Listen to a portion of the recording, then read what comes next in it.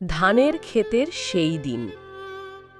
বাংলার এক শান্ত ছোট্ট গ্রাম আরণ্যকপুর। চারদিকে সবুজ ধান ক্ষেত, মাঝে মাঝে নারকেল গাছের সারি, আর গ্রামের মাঝখানে একটা ছোট পুকুর। এই গ্রামে বাস করত এক ছেলে, নাম মন্টু। বয়স মাত্র 14, কিন্তু তার কাঁধে ছিল অনেক দায়িত্ব। বাবা নেই, মা চাষবাস করেই সংসার চালাতেন।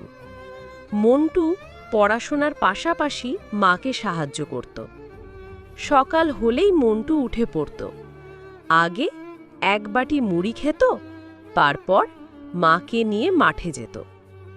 তারা দুজনে মিলে ধান গাছের আগাছা তুলত, সেচ দিত।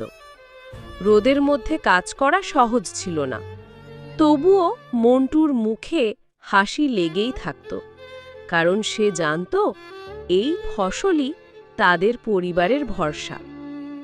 স্কুল ছিল গ্রাম থেকে 3 কিলোমিটার দূরে। প্রতিদিন দুপুরে মাঠ থেকে এসে মন্টু ছুটে যেত স্কুলে, পরনের পুরনো প্যান্ট আর খালি পা, কিন্তু চোখে স্বপ্ন। শিক্ষকরা তাকে খুব ভালোবাসতেন। সে লেখাপড়ায় ছিল তীক্ষ্ণ আর কাজে খুব আন্তরিক। একদিন স্কুলে একটি ঘোষণা হলো, জেলার বিজ্ঞান মেলায় অংশগ্রহণ করতে হবে। মন্টু বাড়ি ফিরে মাকে বলল, মা, আমি একটা জল সাশ্রয় যন্ত্র বানাতে চাই। আমাদের খেতেও তো অনেক সময় জল নষ্ট হয়। মা প্রথমে একটু চিন্তায় পড়লেন, কিন্তু পরে বললেন, তুই যদি কিছু শিখতে চাস, আমি পিছিয়ে থাকব না। মন্টু মাঠে পড়ে থাকা ভাঙা বোতল, পুরনো টিন আর সাইকেলের পাম্প দিয়ে তৈরি করল একটা ছোট্ট যন্ত্র, যেটা জমিতে নির্দিষ্ট পরিমাণে জল পৌঁছে দিত। শিক্ষকরা দেখে খুব খুশি হলেন, তাকে নিয়ে গেলেন জেলা মেলায়। সেখানে মন্টুর যন্ত্র প্রথম পুরস্কার পেল। সে পেল একটি ট্রফি, বই আর পড়াশোনার জন্য একটি বৃত্তি। পুরো গ্রাম আনন্দে ফেটে পড়ল। পঞ্চায়েত প্রধান বললেন, এই ছেলে আমাদের গর্ব।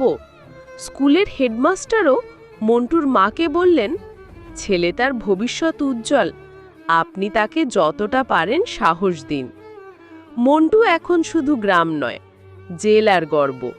সে স্বপ্ন দেখে একদিন বড় হয়ে গ্রামের জন্য আরও অনেক কিছু করবে। সোলার লাইট বসাবে, জল সংরক্ষণের ব্যবস্থা করবে, আর গ্রামের বাচ্চাদের জন্য একটি ভালো স্কুল গড়ে তুলবে। সন্ধ্যায় মন্টু ক্ষেতের আইল ধরে হাঁটে। পাশের পুকুরে জলের প্রতিফলনে দেখে নিজের মুখ, আর ভাবে, এই সবুজ গ্রাম, এই ধান ক্ষেত, এই মাটির ঘ্রাণ, এই তো তার আপন জগৎ। এখান থেকেই শুরু হবে তার পথ চলা সাফল্যের গল্প। আমার এই গল্পটি ভালো লাগলে চ্যানেলটি সাবস্ক্রাইব করুন আর লাইক, কমেন্ট এবং শেয়ার করুন। ধন্যবাদ।